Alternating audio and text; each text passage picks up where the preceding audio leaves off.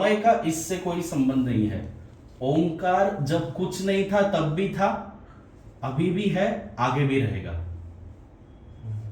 जब कुछ नहीं था तब भी वो था, अभी भी है, और जब कुछ भी नहीं होगा तब भी वो रहेगा। फिर कल जाके कुछ सब बनेगा तब भी वो रहेगा। उसका स्वभाव है शाश्वत होना, अकाल मूर्त। तो कहते हैं कि ओंकार हमेशा शाश्वत है। धर्म आएंगे चले जाएंगे, संत आएंगे चले जाएंगे, दुनिया बनेगी बिगड़ेगी, ओंकार हमेशा वैसा के वैसा ही रहेगा, वो शाश्वत है। तो जो मैंने सुबह कहा कि साकार की दुनिया को छोड़ना है, निराकार में आना है, तो ओंकार। गुरु नानक कह रहे हैं कि ओंकार शाश्वत है, और इस ओंकार को तुम कैसे जानोगे?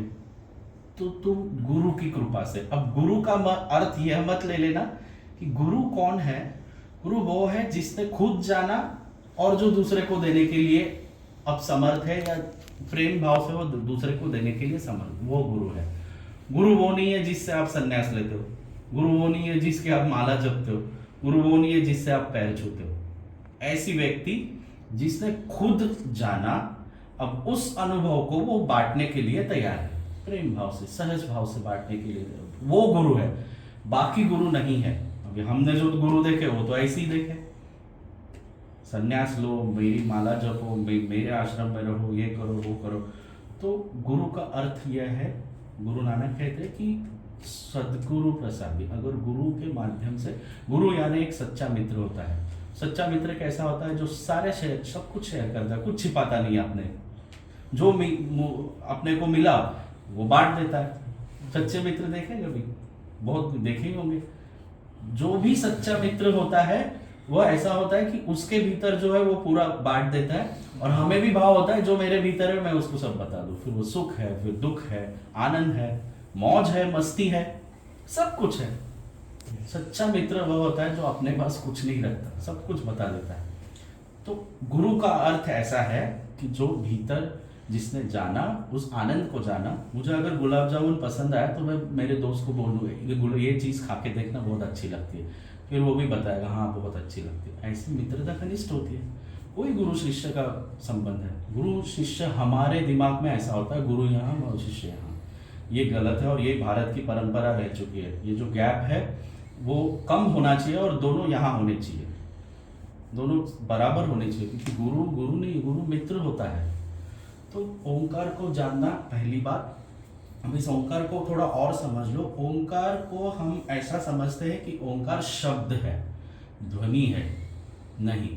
अब निराकार का है, शाश्वत का जगत है, तो वो ध्वनि कैसे हो सकता है, शब्द कैसे हो सकता है? क्योंकि शब्दों की दुनिया में तो संसार है। अगर वो कुछ है तो संसार से परे है, तो शब्दों के पार है, इसलिए उसका नाम ओंकार रखा गया। क्योंकि ओंकार का कोई अर्थ नहीं है।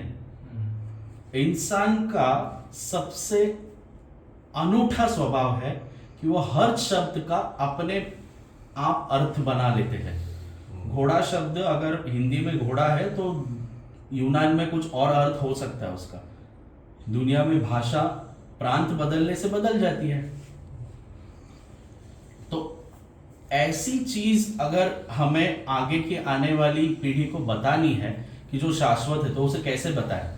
तो एक ऐसा शब्द खोज लिया गया जिसका कोई अर्थ ही नहीं है, और इस शब्द पर, इस खोज पर सारे लोग राजी हो गए थे किसी एक जमाने में कि क्या खोज की जाए।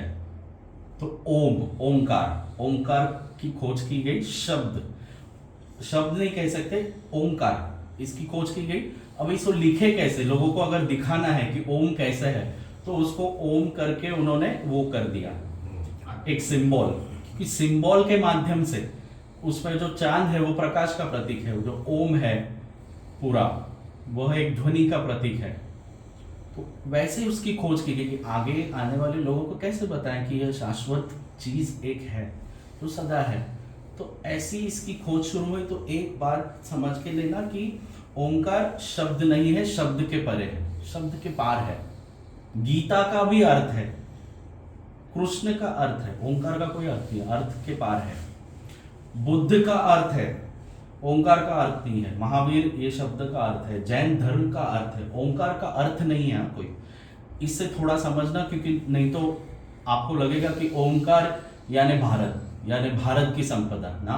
बहुत सारे ऐसे लोग हैं जिन्होंने ओंकार के ऊपर काम किया है, आपको पता नहीं है। जिस भी मुल्क में जब भी कोई संत जन्म लेता है वो ओंकार को जानता है और उसके कहने का ढंग अलग होता है।